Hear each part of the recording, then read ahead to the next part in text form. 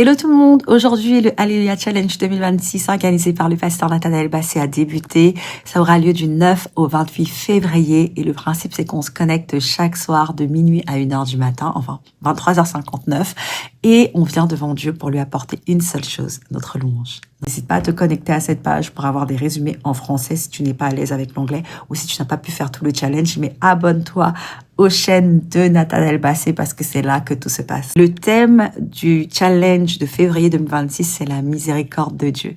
Il a partagé ce premier jour différents versets, Somme 136, Exode 25, verset 18, Romains 3, 25, Hébreux 4 au verset 16.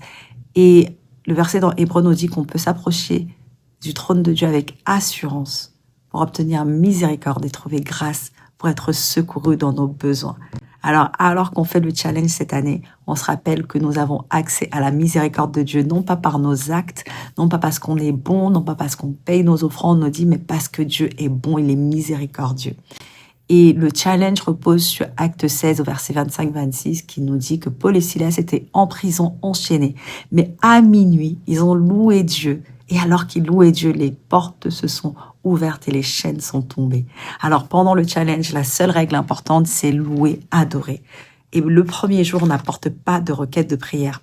On loue tout simplement, on ne vient pas pour demander, on vient pour se concentrer sur la personne de Dieu et l'honorer et le mettre en premier. On le célèbre tout simplement pour qui il est.